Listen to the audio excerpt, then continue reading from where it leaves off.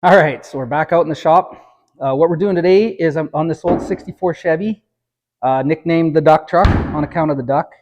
And that was, seen that on a movie years ago, Convoy, Chris Christopherson. And then I think I seen it later in a Quentin Tarantino movie. But anyways, I got the duck on the truck. My family nicknamed it the duck truck. And what we're up to today is I have to so I LS swapped this truck. It had several engines in it before. The last one was a big block. I think I spun a rod or something. It started knocking real bad. So not too long ago, I threw a 6-liter LS in it, and I didn't have a torque converter at the time. So a higher stall torque. So that's what we're doing today. We're going to put a higher stall torque converter in it.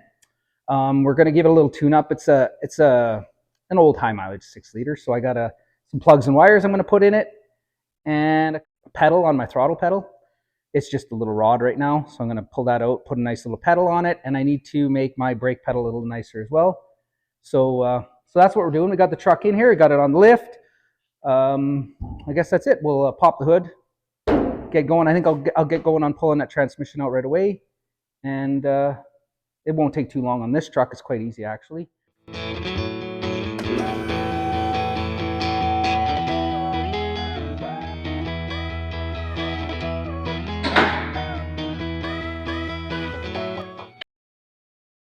I'll see if I can do this without making a huge mess.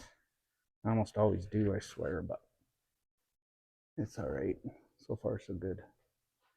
Then I have to pull the cooler lines off, the drive shaft, and the dipstick tube, and then that's pretty much it. I should be able to just pop this out.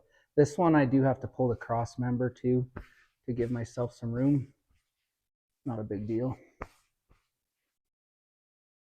Yeah, we're good. Just as long as it's below the tail shaft. So I'll get this baby put back in. I'll pull the drive shaft off first thing, and I'll kind of support the back of the engine a little bit. I'm actually a little excited because this is actually quite a peppy little truck with this 6-liter in it, and with the right stall. And if I get it, I also don't have it rigged up appropriate so I can shift. I might fiddle with that as well. I'm kind of just stuck in drive right now, just because I made my own shifter, and like I said, I never finished it to where I can put it in low gear. But anyways, even as it is, it's actually quite a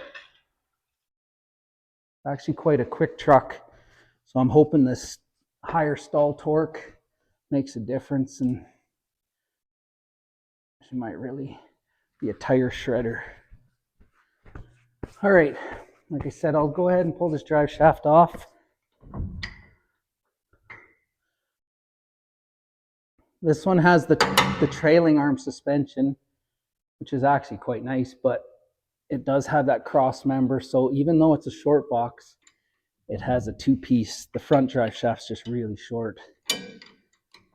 But this was also originally, sorry, it was a long box truck, and I shortened it. I turned it into a short box. These era trucks I've found are almost always long boxes, and any short box tend to be a long box turned into a short box. This truck has kind of been my little rat rod muscle truck. I just kind of beat on it and have fun with it. It is a hoot to drive, so that's what I do with it.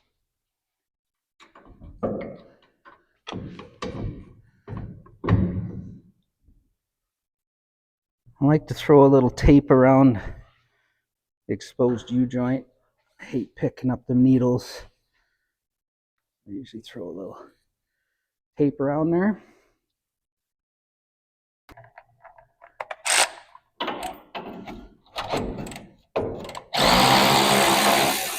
It's a little oily under here, but like I said earlier, my speedo adapter started leaking on me and making a big mess, and then of course I just drove it for a little while, keeping the fluid topped up, so it did make a little mess, but that's all right. Also, I do have that stopped leaking. The only thing I didn't have at the time was the little drive shaft to make it run.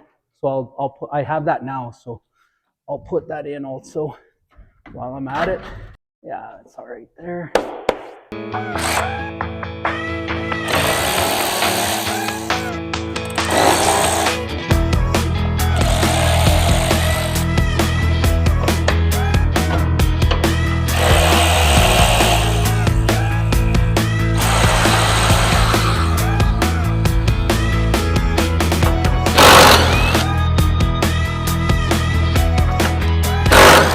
That about takes care of the cross member. I got to cut a couple zip ties and then I can support it and work on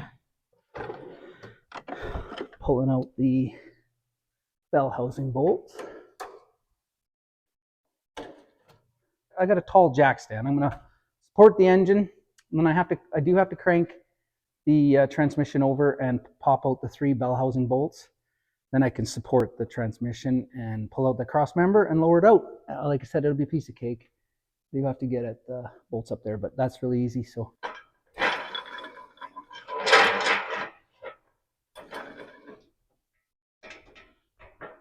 that'll probably even do. Roll this baby over.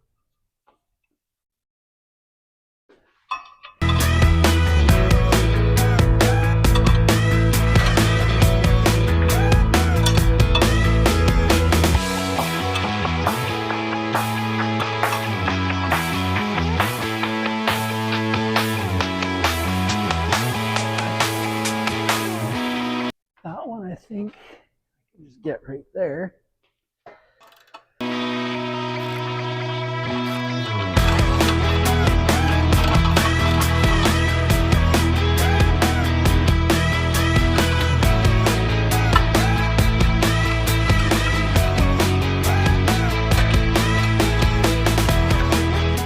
Okay, so I have the bell housing undone, or sorry, the torque converter. I got the engine supported. Just about get this cross member out. This one that I set the thing on is gonna fight me here, I think, but I think I can still. Oh yeah, I got her. That's good. I got that baby out of the way. All right, so I got all them out. It was actually pretty easy. Lots of room. I'm ready to heave this out here, and I actually did wiggle it already, and it's already moving. I just got to be careful of my O2 sensor there, I see. But we're good. I'll wiggle this out and back a bit. Yeah, we're looking good. Start going down.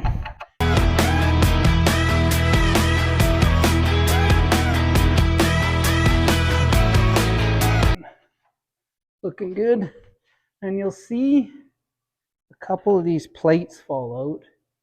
And what I ended up having to do is when I installed it last time, and I'll check again this time, but when I installed it last time, I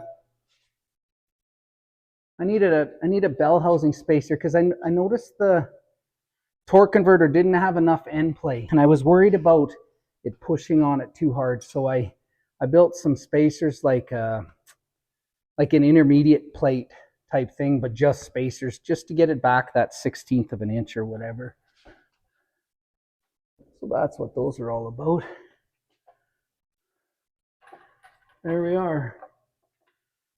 So I don't have to pull my dipstick to do what I have to do. And this spacer here is to converts my LS to the old school transmission. So I got that baby off Amazon. It was like 14 bucks or something. So real cheap. And like I said, it just spaces it. Here's the new torque converter. This one I believe is a 2600 stall. Yeah, that's what I believe it is. So should give it a little more kick. So yeah, anyways, here's the new torque converter. It's quite a bit higher stall. I think it's about 600 RPM higher than the old one. So that should give it a little more onion, a little better feel, a little more RPM. So just got to go ahead and put some oil inside so that we don't start it dry. I'll fill it up the best I can, as much as it'll take. And we'll plunk it back in, and I should actually be ready to go back together. I do have somewhere here, I do have the little spline to make my speedo work again. I should install that in the little drive there, and then I should have a speedo again. So I'll do that while the transmission is out as well.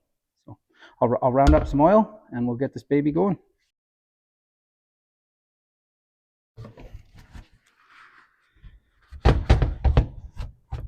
All right, should do it. So we'll go plug this back into the transmission.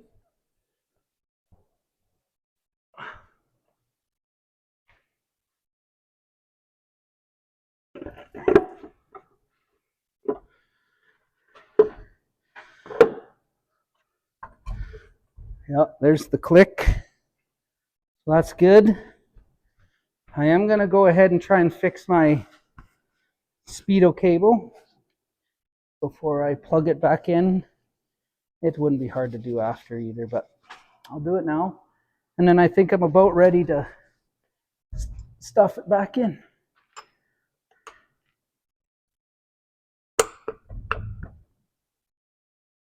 There we go. All right, so here's the little I guess the speed adapter. And the piece I was missing is this little square stock that drives it. So it drives it off the tail spout of the transmission. And just and basically just couples the two pieces. So there we go.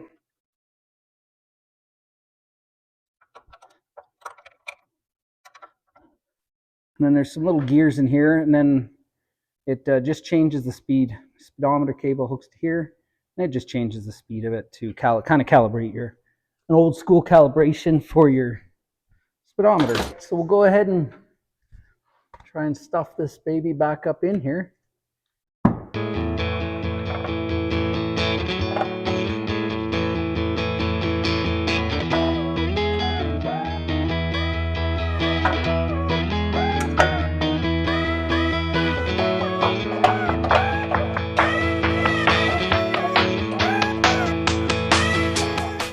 We'll go ahead and get some bolts started.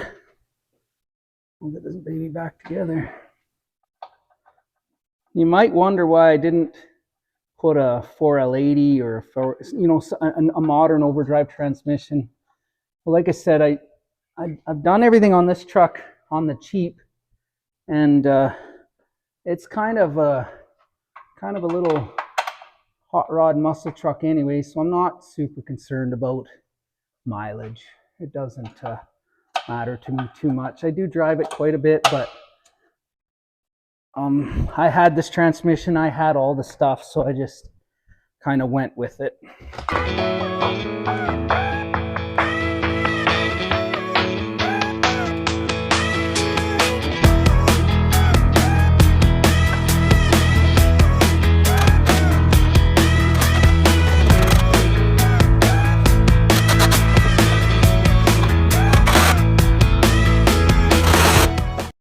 All right. Yeah, I like it. That's going to be good. I don't need to space that. The gap is just right. So I can go ahead and cinch this down. The gap is closed on the bell housing, and I have a little bit of play for that torque converter yet. So we're looking good.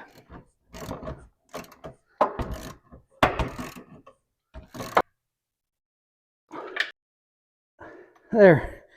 That's got them. I'll go ahead and get a little Loctite for these torque converter bolts, and I'll go ahead and get them cinched in. Then I can put the cross member, drive shaft, hook the coolant lines up, zip time up some stuff, hook up my speedo, and this portion should be done.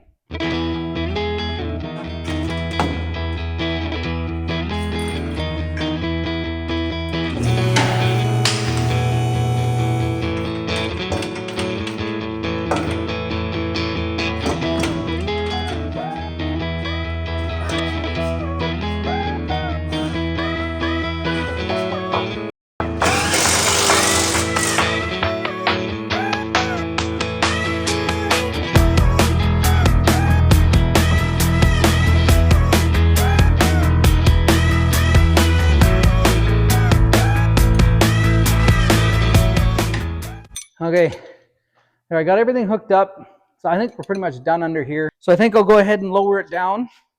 So yeah, I got some new spark plug wires and some new spark plugs. So that's what I'm gonna do for now. I'm gonna go ahead and pull all these off, and I'll see how they look. They don't look terrible, but this is a, like I said, it was a junkyard engine. I don't know how much mileage these plugs have on them, so we may as well get some fresh, and maybe, who knows, maybe I'll get a little better performance out of it. All right, so on this right side here, I did find two bad ones. So you can see they're not too bad, but these ones, they got the little electrode, but two of them were like this. They were missing, right? So, yeah, so that's a good thing. Kind of vindicates the fact that I'm changing them. All right, so I went and took the pedals out of the truck. Like I said, what I need to do is, so this pedal, I want to make, I'm going to make a little bigger pad and offset it, because this used to be a standard truck and it doesn't have a clutch anymore. It is an automatic. So I'm going to go ahead and, like I said, build a little pedal. I'm going to contour it, drill some holes in it, put some grip tape. And for the gas pedal, so I made this, well, I modified the original little gas pedal to run the cable for the LS, but and then I've been running it off of here. What I'm going to do is I'm going to build just a little spoon pedal, weld it to it, something to put your foot onto. So that's what I'm doing now. I'll go ahead and I kind of got this little piece cut out. I like it. I think I'm going to go ahead and use it. I'm going to drill some holes in it, and then kind of contour it a little, and then I'll weld it on, and then I will weld a brace behind as well to give that offset some structure. So anyways, that's what I'm up to. I got my punch. Yeah, I'll go ahead and, like I said, I'm going to drill these first so that it'll help me roll it, help me contour it, give it some movement anyways.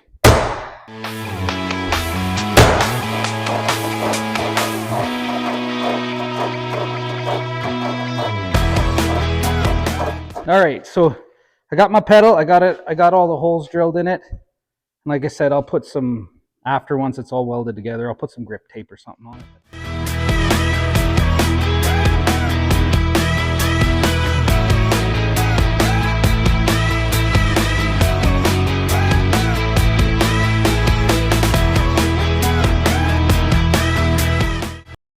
All right, here we are again. I just got home from work. We last night when we left off, we ran out of battery on our phone, so that's why we didn't finish up. But anyways, what I was doing, I was putting a little curve into my pedal. You can see I got that now. Put a little curve into my the little spoon for the gas pedal. So now I got to go ahead and weld that on, both of them. And this one I'm going to weld on, and I'm going to put a little brace, and should be good. And then I can go ahead and get the pedals reinstalled, and should be rolling. So I think, yeah, let's go ahead and get this baby welded together.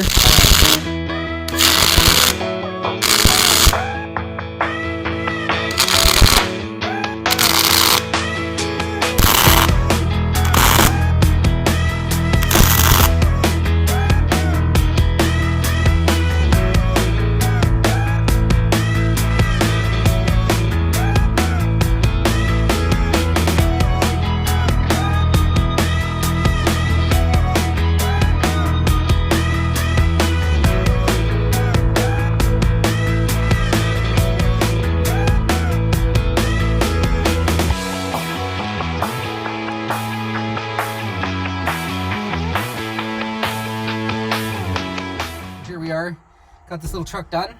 So now we got it out, we got to test it, right? So what did I do? I got a higher stall torque converter. I changed the plugs and wires. I did find a couple plugs that were bad. Got my pedals. I worked on my shifter a little bit because that's a homemade shifter, but anyways, because I couldn't get the first and second gear, so I mucked with that, got that all good. So yeah, let's go ahead and see if this thing will, if it'll spin the tires.